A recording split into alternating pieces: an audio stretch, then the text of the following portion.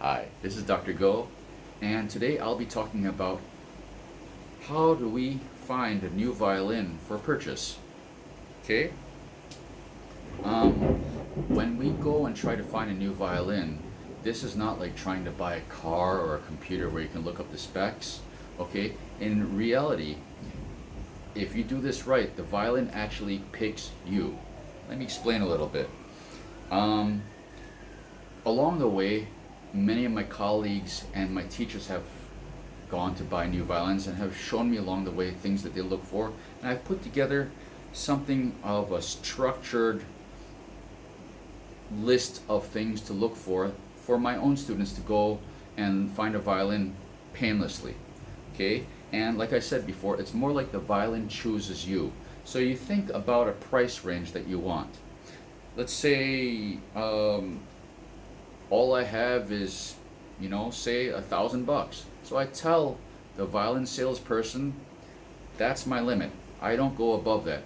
And you can go to several shops and do this, okay?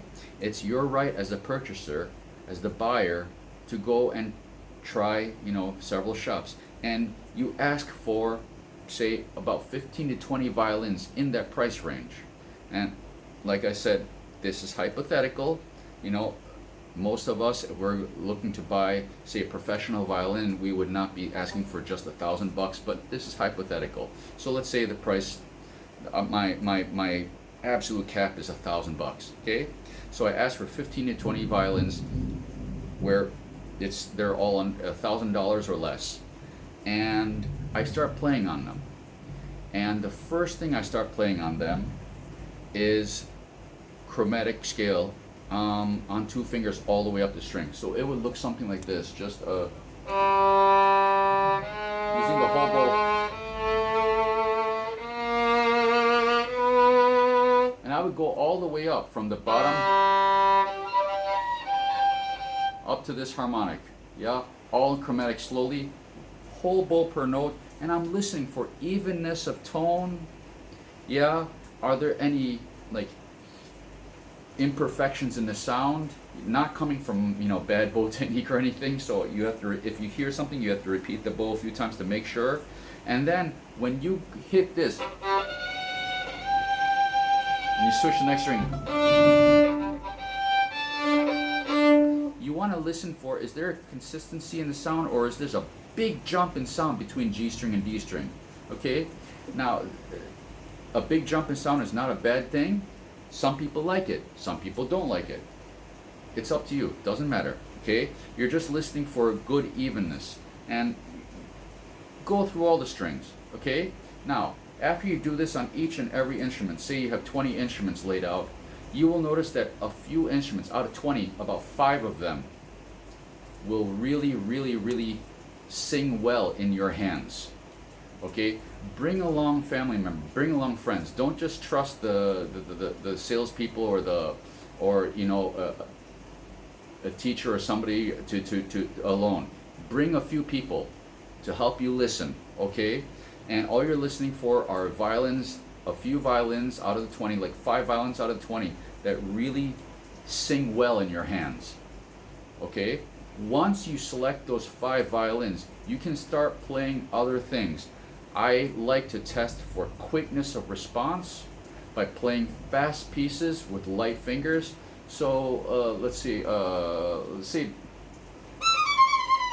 something like Flight of the Bumblebee, or those who know orchestra excerpts like the Schumann Scherzo, things like this, or Mendelssohn Midsummer Night's Dream. Something quick and light to really test the response.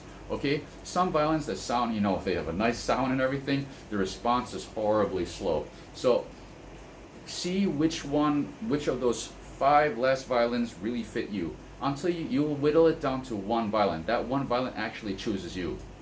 You don't have to buy that one, but at least now you have an idea.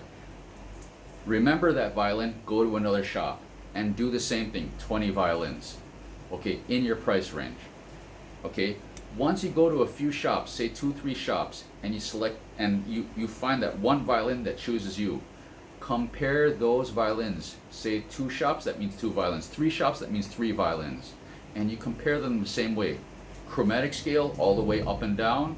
Try a few pieces, test response. Maybe even try a few pieces. If you like to dig, then just really listen for the sound that you want. Whatever, it was something that means you. Okay? From there, out of the few violins, one will choose you. That's your violin. Okay? I hope this has helped, and I hope this clears up the mysticism of finding a new violin for you. Remember, the violin chooses you. Don't let anybody else influence your decision, because the violin is going to become your voice. There should be no other consideration other than what's your own price gap. Price cap, and which instrument is going to become your voice. Okay? All the best. Cheers.